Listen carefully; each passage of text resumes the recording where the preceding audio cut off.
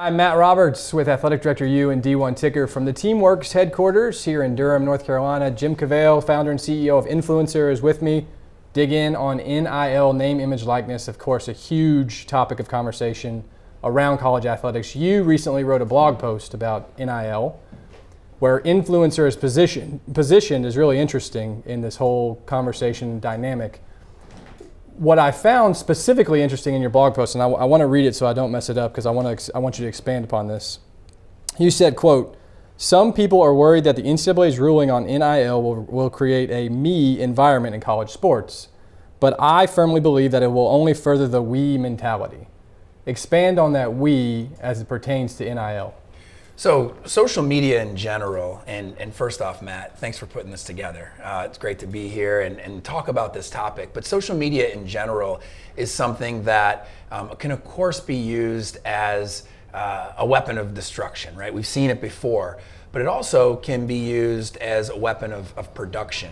And when it comes to that philosophy, it means that you're telling your story individually, but also in the context of your team with your teammates. And we see so many times each day, many of our 13,000 plus athletes on influencers share content where they're celebrating their teammates, they're celebrating their team, they're celebrating their fans, they're celebrating the community. And by doing that, they're telling a story that brands would love to be a part of. And brands would love to be a part of it with not just the star quarterback or the star point guard, but with multiple athletes or maybe the entire group of athletes that make up that team. And so I really believe that brands will want to play with teams still in media and on social media, and will allow each athlete to participate with a pro rata share based on their following, their audience on social in that campaign, so that everyone can win, the punter and the quarterback, the softball shortstop who's a star, and the walk-on who is a part of the team but happens to be more of an influencer on campus with social. So the we is expanding the brand. Yeah, expanding the brand, and that's already what's happening without any dollars and any brands involved. The brand of the team is being expanded because each of the players who are a part of that sum are telling their story about that team. I'm curious if maybe you've looked at this data or considered it. If we move to a model where student athletes have the ability through whatever platform or framework, and we'll talk about that in a second, to monetize portions of their NIL with particular partners, could that actually lead to more brand exposure if I'm Louisville Athletics, because the depth of a roster of who's pushing out content because they're monetizing it? Are you suggesting that potentially there's an opportunity to further amplify that brand because of NIL? I think the brand of the team can already be further amplified through a platform like ours and the social media accounts of all the players without NIL and dollars being on the table. So I don't think the team will necessarily get more exposure.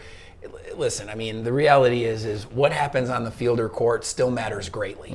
And what happens on the live broadcast that less people are watching still matters greatly. But based on what happens on that field or court, people and more people want to be let into the lives of those athletes and that team on that court or field because they're winning, because they're creating stories on the field or court that they want to see stories around that off the field or court.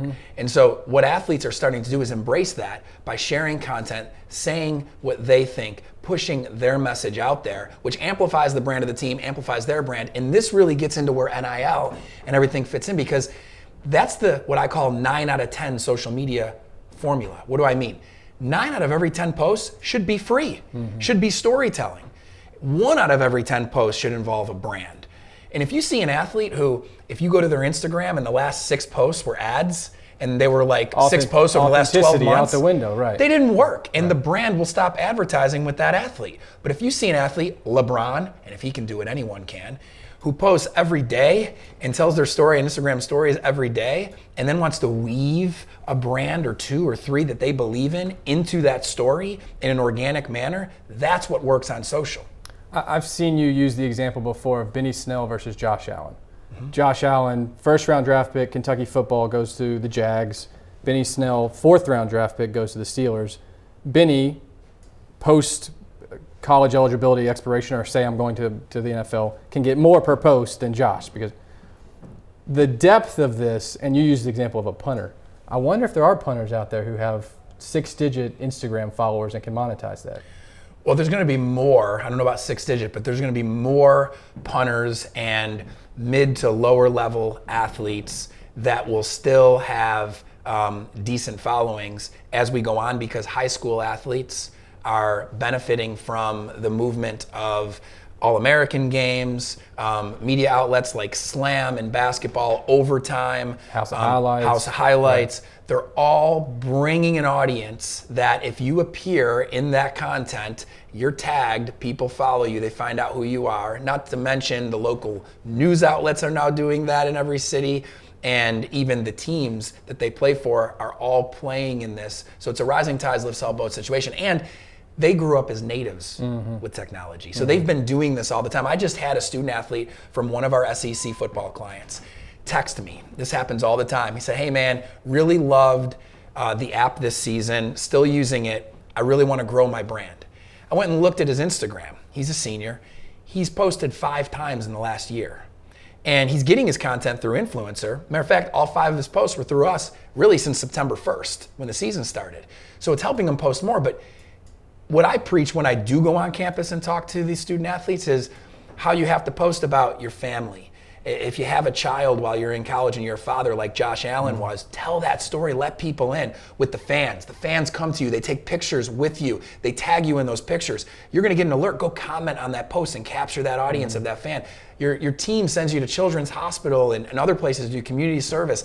Capture that story, and of course, tell the story of practice, the weight room, the games, and everything going on, and do it often. And that frequency and variety builds the foundation that makes a brand want to work with a punter or a quarterback more than anyone who's just posting every once in a while. I think it's fair to say that lots of administrators out there are anxious to see how the working group comes back with specific recommendations, right? I don't think fear is the right word. I think they're just anxious to figure out how this works. You engage with senior leaders on a weekly, if not daily basis, right, for Influencer. ADs, deputies for external, etc. If you were sitting in their seats, how would you be preparing for this in a positive manner that's beneficial for the entire department? I would make it my mission to befriend and pursue as many experts on this topic outside of college sports as possible. And I think that doing that means finding people from the brands world, not just going through whoever represents your school to find out about brands, but going and meeting some CMOs and executive staff from brands and talking to them yourself about how they view social. Meeting with pro athletes who are alums at your university and talking to them about what's changed since they left and how they might be using their social media to monetize their brand and partner with sponsors. I would talk to agents that represent athletes who played at your school and understand their viewership of the world, their perspective, I should say, of this world. I would do that, and I would do it intentionally enough to begin to build your own philosophy, and then I would find peers who are fellow athletic directors, fellow executives that work as the associate or deputy AD level at other schools, and I would put together some meeting groups of your own to just talk about it and get other perspectives and begin to prepare a formula that fits college athletics from those who have been in it for decades and put a lot of great time and gained a lot of great experience. But let's bring in some of the expert knowledge from the marketing, branding, social media, technology world that doesn't live inside of college sports. It might be a reason that college sports tends to be behind in those realms. I mean, how many college athletics departments have a CTO? But how many big companies that make the same amount of revenue, $100 million type revenue, have a CTO? Right. All of them, right? No CTOs in college, CTO at every place that's a business that makes the same revenues as a group of 5 or Power 5 school and up. So we've got to start thinking about that, about marketing outside of just the college athletics niche. The influencer platform specifically strikes me that plugging in brands in the same space where student athletes are already having access to high quality imagery from their contest to share, that seems like a pretty seamless connection. Is that how you view it too, potentially, if the industry is able to monetize NIL and student athletes can do that? Is that your platform that potentially makes that marriage happen? Yeah, it is. And, we've thought that from the beginning. Since we started Influencer in 2017, we saw the college athletic space moving in this direction. The momentum we have now with the NCAA being involved, let alone California and the other states, wasn't there. But the reality of the direction it was going was, athlete empowerment and name, image, and likeness would potentially be on the table. But you also see at the pro level this already happening. And so what we said was, what is the foundation of great storytelling and great social media?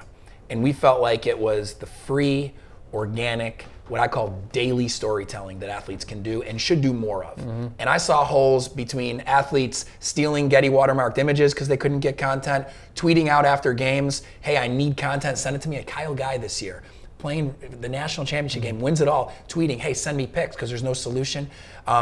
And I said, okay, how can we first just address that problem, but also know that it's the foundation, because now they're on Influencer 4.7 times a week, grabbing content and sharing it. And there's 13,000 of them, soon to be, with the Teamworks deal, more than 100,000 of them. Mm-hmm.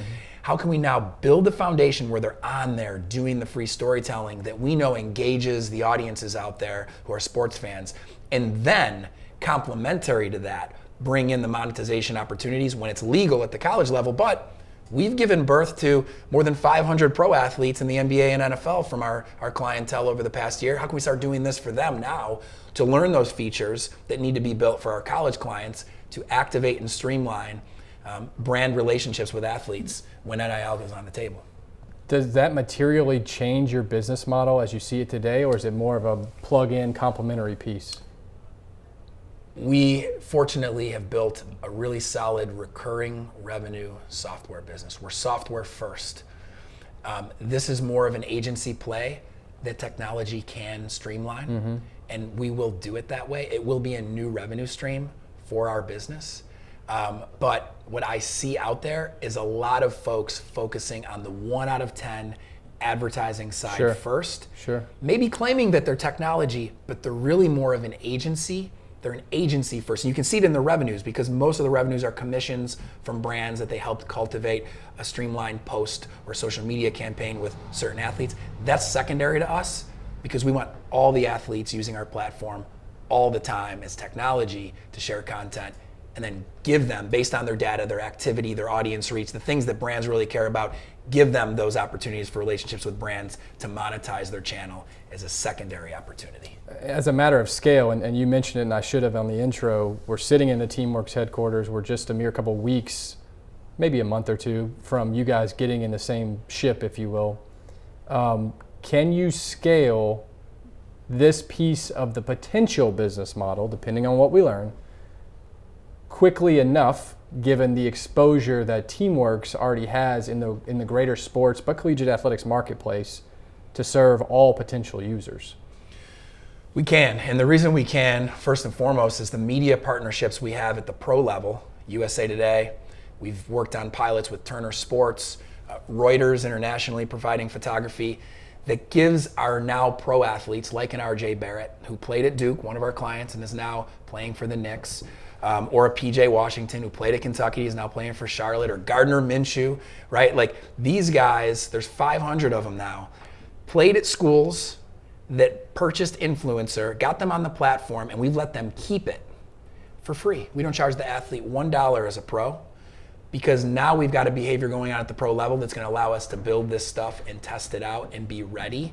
We've also got Teamworks, who has team relationships, software deals with teams in more than half of the NBA, NFL, MLB, MLS, and NHL. And so yes, the timing of the Teamworks Influencer deal gives us the chance to really build the next new frontier of our business. And that's a big reason Nita Srikanth came to our team from ESPN to be our COO, is she has a lot of experience on that side of the realm that our business is going to now open up. You mentioned that it can be an additive and a complementary new revenue vertical. Which side does the revenue come from? The brand side that you plug into? Yeah, it's shared revenue with the schools, the brands, that's the source of the revenue, and the athletes.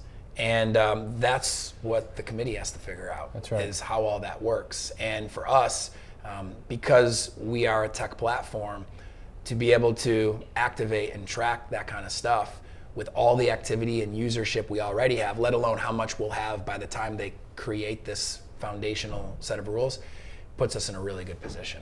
My guess is we'll circle back on this conversation in a couple months. Maybe at the Final Four. That's right. I want to do a mastermind. I want to do a mastermind at the Final Four with athletic directors who are proactive on this.